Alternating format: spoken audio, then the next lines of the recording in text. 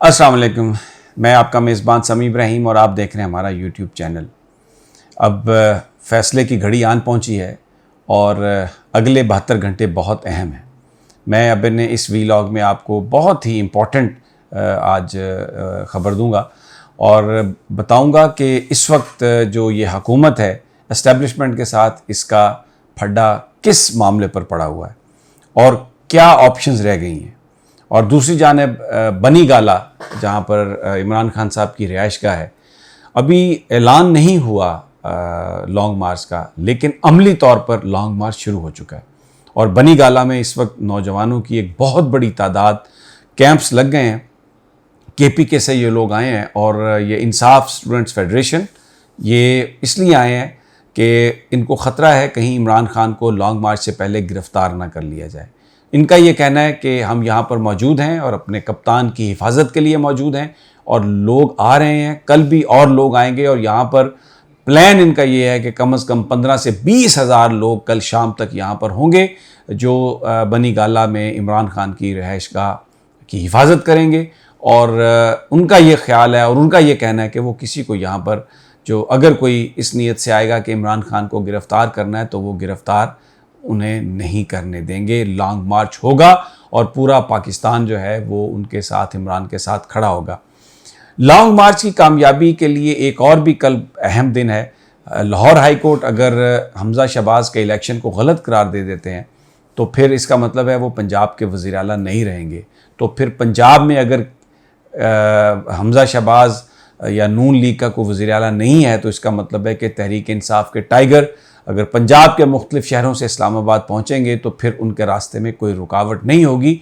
और वो जो एक इंसानों के समंदर की यहाँ पर बात की जा रही है कि इस्लामाबाद में होगा तो डेफिनेटली यकीनी तौर पर फिर वो बहुत ही बड़ा समंदर होगा, इसलिए कि हुकूमत ऐसी नहीं होगी जो उनको रोकने की रास्ते में कोशिश करेगी।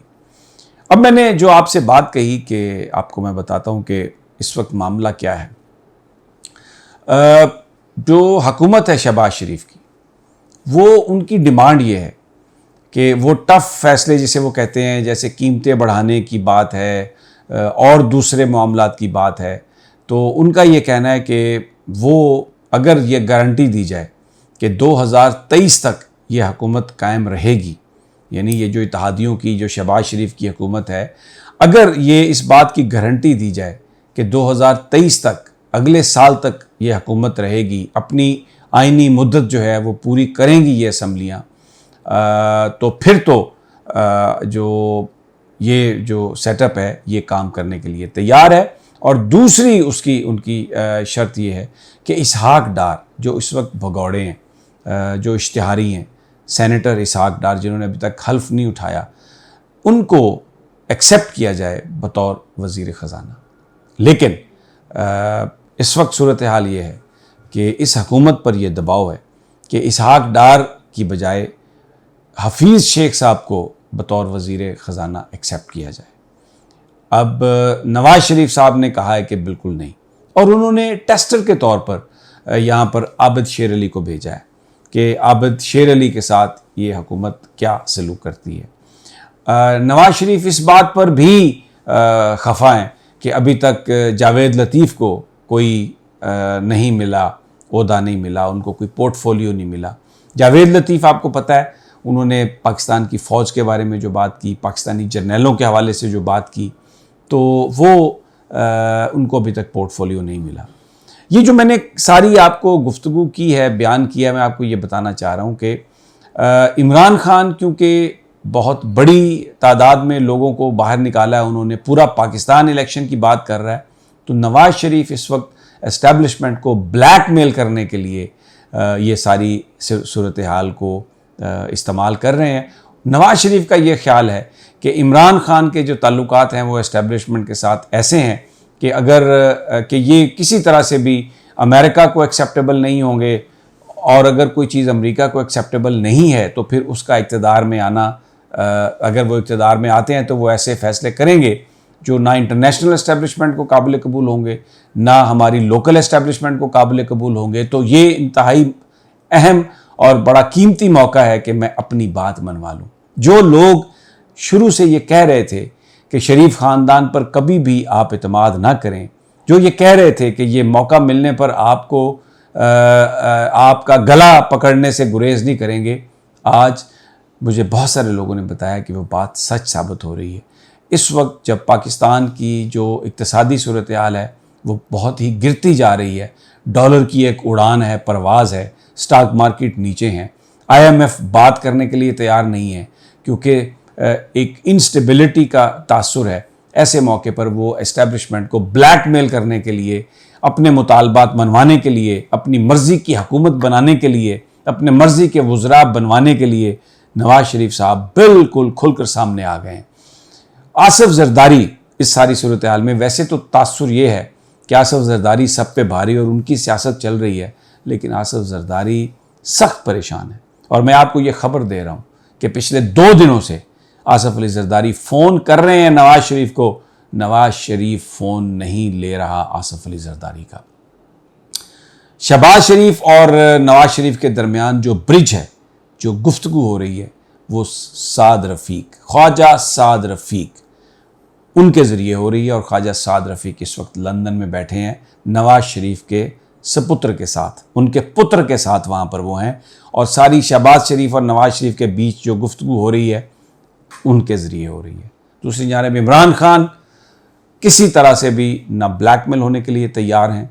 उन्होंने ये वाज़े कर दिया है कि वज़ारत उज़्मा उनके लिए कोई अहमियत नहीं रखता, वज़ारत उज़्मा का ओहदा उनकी कोई उनको उसकी ज़रूरत नहीं है। वो सिर्फ़ और सिर्फ पाकिस्तान की हकीकी आज़ादी पर यकीन करते हैं।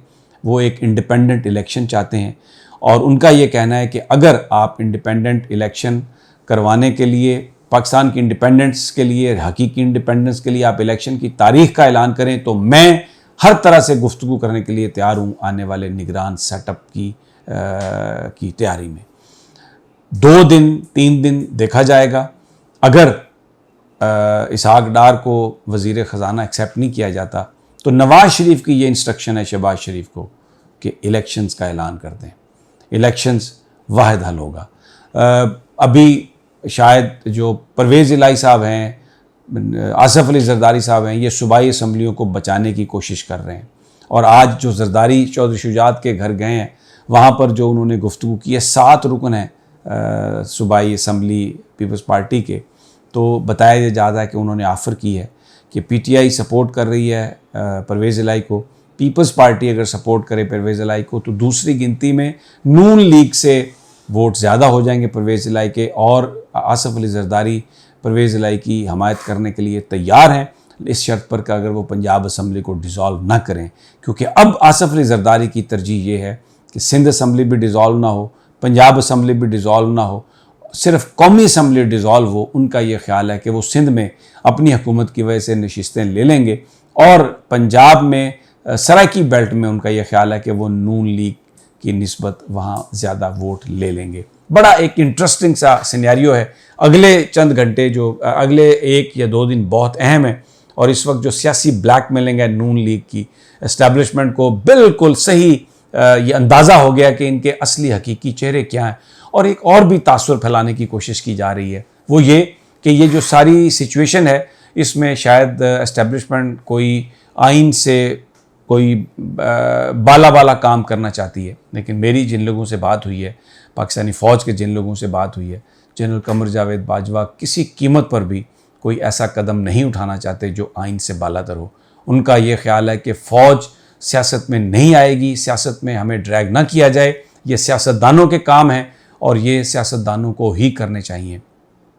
पाकिस्तान की जो नेशनल सिक्योरिटी की जो नई डॉक्ट्राइन है जो डॉक्टर मुईद यूसुफ ने बनाई, उसमें जो पाकिस्तान की इक्तिसादी जो सूरत हाल है उसको भी नेशनल सिक्योरिटी का एक हिस्सा करार दिया गया है। इसलिए शहबाज शरीफ ये चाहते हैं कि नेशनल सिक्योरिटी कमेटी का इजलास बुलाया जाए, उसमें मुसल्लह अफवाज के नुमाइंदे शरीक हों और वहाँ पर यह फ़ैसला किया जाए कि पेट्रोल की और दूसरी चीज़ों की कीमत बढ़ाई जाएगी, ताकि वो ये चाहते हैं कि ये ब्लेम वो पाकिस्तान की फ़ौज को भी दें। और पाकिस्तान की फ़ौज सियासी कामों में शरीक नहीं होना चाहती।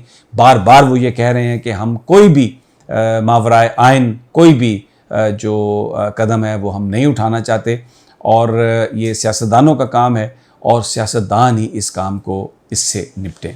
बहरहाल अगले वीडियो तक इजाज़त दीजिए, जल्द मुलाकात होगी। अल्लाह निगहबान।